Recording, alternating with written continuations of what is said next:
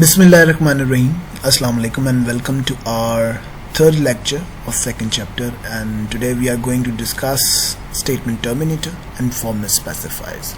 Statement terminator मैं अपने last lecture के अंदर भी आपको इसका थोड़ा सा आइडिया दे चुका था. अभी दोबारा आपको थोड़ा सा ज़्यादा एक्सप्लेन करूँगा because there is not much about it. कि सी लैंग्वेज के अंदर जब भी आपने कोई स्टेटमेंट लिखनी है तो उसके एंड के ऊपर आपको ये सिंबल सेमीकोलन लगाना ज़रूरी है, क्योंकि इससे आपके कंपाइलर को पता लगता है, ये एक लेबल है कि यहाँ पर आपने अपनी स्टेटमेंट जो है वो एंड कर दी है. यहाँ पे इसको रीड आउट भी कर लेते हैं. Semicolon is entered at the end of a statement C language. It indicates the compiler that the statement ends here. If a statement is not terminated with semicolon, C compiler will give an error message during compilation and the program will not be compiled. तो आपका program compile नहीं होगा और error आ जाएगा अगर आप किसी भी स्टेटमेंट के एंड के ऊपर सेमीकोलन इस्तेमाल नहीं करते. Alright ji, moving onward, the next major topic is format specifiers. It is one of the important topics और इसके अंदर हम लोग डिस्कस करेंगे फॉर्मेट स्पेसिफायर, जो कि हम अपने पिछले 2 लेक्चर्स के अंदर भी देख चुके थे कि परसेंटेज डी, परसेंटेज सी ये क्या चीज़ है. और मैंने आपको बताया था कि फॉर्मेट स्पेसिफायर बेसिकली ये एक लेआउट होता है कि किस तरीके से वैल्यू को मेमोरी के अंदर रखा जाएगा और क्या समझ के रखा जाएगा कि उसकी डाटा टाइप क्या है. डाटा टाइप हम अपने चैप्टर नंबर 2 के अंदर डिस्कस कर चुके हैं. So a format specifier is a computer code that tells the computer about the data type, field width and format according to which a value is to be printed or read from an input device. ठीक है जी. तो हमारे पास जितनी भी किस्म के data मौजूद होते हैं, जिसके अंदर 3 मेजर कैटेगरीज थी. एक थी न्यूमेरिक, एक थी स्ट्रिंग, एक कांस्टेंट थी और एक हमारे पास न्यूमेरिक में 2 टाइप्स आ जाती हैं, इंटीजर और फ्लोटिंग. तो जो हमारे पास सबसे ज़्यादा इस्तेमाल होने वाली इसके अंदर जो फॉर्मेट स्पेसिफायर हैं वो ये 3 हैं. परसेंटेज डी जो है ये डेसिमल इंटीजर के लिए और सिंपल इंटीजर के लिए भी इस्तेमाल की जाती है. परसेंटेज एफ फ्लोटिंग पॉइंट, ऐसे नंबर्स जिनके अंदर डेसिमल सिंबल इस्तेमाल किया जा रहा होता है फ्रैक्शनल वैल्यूज़ के लिए. और परसेंटेज सी करैक्टर्स के लिए इस्तेमाल किया जाता है. बाकी भी हम लोग डिस्कस ज़रूर करेंगे, पर ये हमारी प्रोग्रामिंग के अंदर इतना ज़्यादा रोल प्ले नहीं करते. उसके बाद हमारे पास यहाँ पर एक प्रोग्राम मौजूद है जो कि थोड़ा सा ब्लर है, जिसके अंदर हम लोगों ने सबसे पहले प्री प्रोसेसर डायरेक्टिव दिया, इंक्लूड करवाई स्टैंडर्ड इनपुट आउटपुट की हेडर फाइल. उसके बाद हमने वॉइड दे के प्रोग्राम स्टार्ट किया. डिक्लेयर की हमने 4 वेरिएबल्स और उसके बाद हमने एक लेबल लगाया प्रिंटफ से कि पहले वेरिएबल की वैल्यू एंटर करें और उसको हमने परसेंटेज डी के साथ ए के अंदर रखवा दिया. आई होप कि you people are getting it, क्योंकि आप लोग स्कैन एफ और प्रिंट एफ पढ़ चुके हैं, समझ चुके हैं. उसके बाद हमने इसको प्रिंट करवाया. प्रिंट करवा के हम इसको प्रिंट करवा रहे हैं कि अब हम जब इसको प्रिंट करवाते हैं तो कैसी वैल्यू प्रिंट होगी. तो हमने प्रिंट एफ के अंदर भी a is equals to percentage d और इस परसेंटेज डी की जगह ऑब्वियसली इस a की वैल्यू प्रिंट होगी. तो हमें पता लग जाएगा कि जो हमने एंटर किया है क्या वो वैसे ही प्रिंट होता है या उसकी जगह कुछ और प्रिंट होता है. फिर हमने प्रिंट एफ किया और एक और वैल्यू एंटर करवाई. b के लिए प्रॉम्प्ट किया, स्कैन एफ के थ्रू b की वैल्यू ली और उसको परसेंटेज i के अंदर रखवाया और फिर हमने उसको प्रिंट करवाया और चेक किया कि क्या फ़र्क पड़ता है. और इसी तरीके से हमने प्रिंट एफ करवा के c की वैल्यू ली और उसको भी हमने i के परसेंटेज i के साथ रखा और फिर उसको प्रिंट करवाया परसेंटेज d के अंदर. तो आप उसके बाद गैज कलेक्टर में अपने लास्ट लेक्चर के अंदर भी डिस्कस कर चुका हूँ. उसके बाद अगर आप देखते हैं कि हमारे पास इनकी आउटपुट क्या आती है, तो आउटपुट में आप देखें कि सबसे पहले हमने एंटर करवाई फर्स्ट वैल्यू, नीचे स्कैन एफ हुआ, a is equals to 3 enter किया तो हमने a is equals to 3 print हो गया.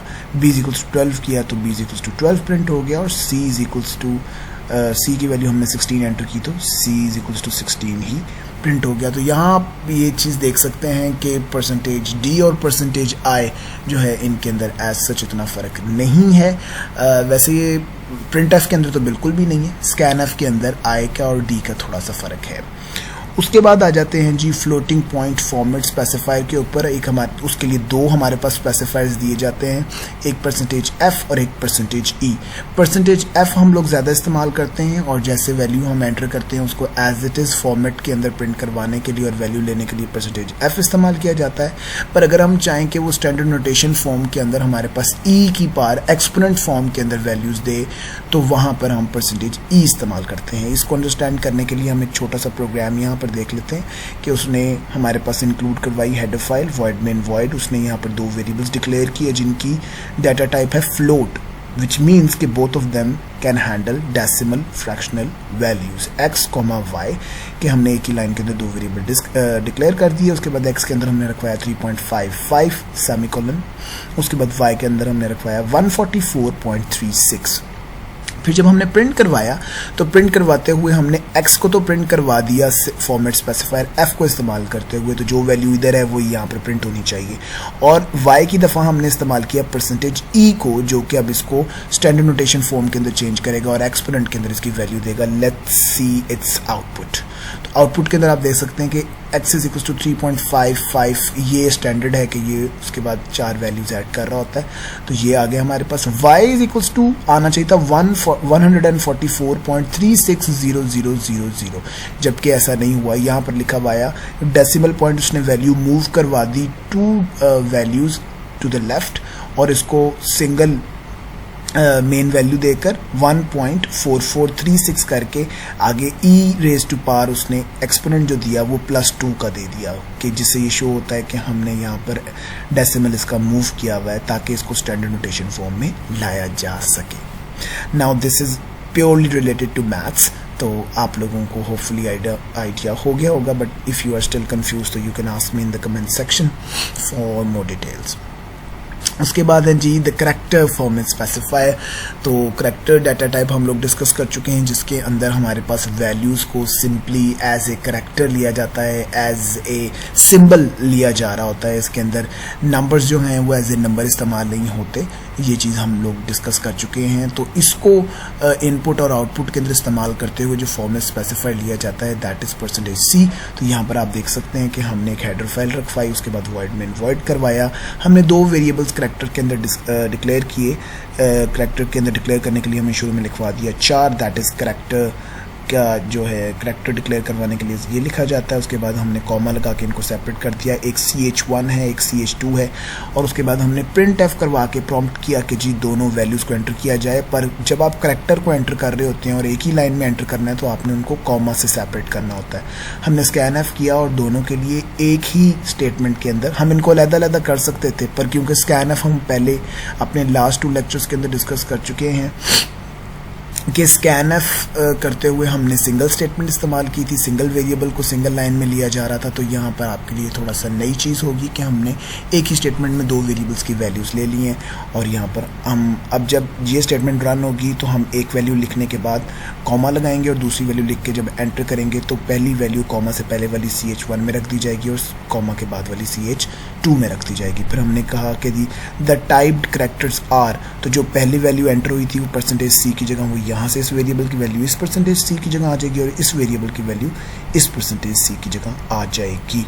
तो इसकी आउटपुट देखते हैं जी क्या, enter 2 character separated by comma. तो हमने a, b एंटर किया तो ये हमारे पास आउटपुट आ गई a एंड b। ठीक है जी, तो आज के लिए इतना ही था। इंशाल्लाह in the next lecture we will be discussing escape sequences. Thank you.